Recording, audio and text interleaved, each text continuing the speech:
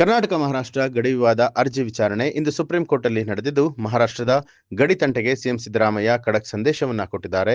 ಮರಾಠಿ ಭಾಷಿಕರಿರುವಂತಹ ಬೆಳಗಾವಿ ಸೇರಿದಂತೆ 865 ಗಡಿ ಭಾಗದ ಪ್ರದೇಶಗಳನ್ನ ಮಹಾರಾಷ್ಟ್ರಕ್ಕೆ ಸೇರಿಸೋದಕ್ಕೆ ಕೋರಿ 2004ರಲ್ಲಿ ಮಹಾರಾಷ್ಟ್ರ ಸರ್ಕಾರ ಸುಪ್ರೀಂ ಕೋರ್ಟ್ನಲ್ಲಿ ಅರ್ಜಿ ಸಲ್ಲಿಸಿದ್ದು, 20 ವರ್ಷಗಳ ಬಳಿಕ ಗಡಿ ವಿವಾದದ ಅರ್ಜಿ ವಿಚಾರಣೆ ಮಹತ್ವ ಪಡೆದುಕೊಂಡಿದೆ. ಮಹಾರಾಷ್ಟ್ರ ಗಡಿ ವಿವಾದದ ಅರ್ಜಿಗೆ ಕರ್ನಾಟಕ ಸರ್ಕಾರ ಆಕ್ಷೇಪಣೆ ವ್ಯಕ್ತಪಡಿಸಿದ್ದು, ಗಡಿ ರೇಖೆಗಳನ್ನ ಗುರುತಿಸುವಂತಹ ಪರಮಾಧಿಕಾರ ಸಂಸತ್ತಿಗಿದೆ ಅಂತ ಹೇಳಿ ಪ್ರಬಲವಾಗಿ ಮಂಡಿಸಿದೆ.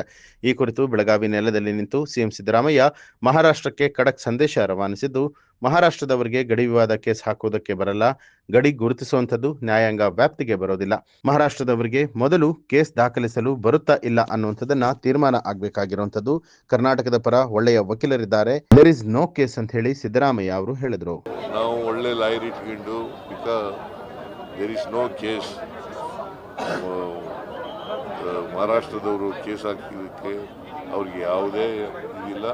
ಜುರಿಸ್ಡಿಕ್ಷನ್ ಮೇಲೆ ನಮ್ಮ ಅಬ್ಜೆಕ್ಷನ್ ಇರೋದ್ರಿಂದ ಜುರಿಸ್ಡಿಕ್ಷನ್ ಮೊದಲು ತೀರ್ಮಾನ ಆಗಬೇಕು, whether they have locus standi or not, whether they have entitled to file a case or not ಅನ್ನೋದು ಆಗಬೇಕು. ನ್ಯೂಸ್ ಅಲರ್ಟ್ ನಿಮ್ಮಿಂದ ನಿಮಗಾಗಿ.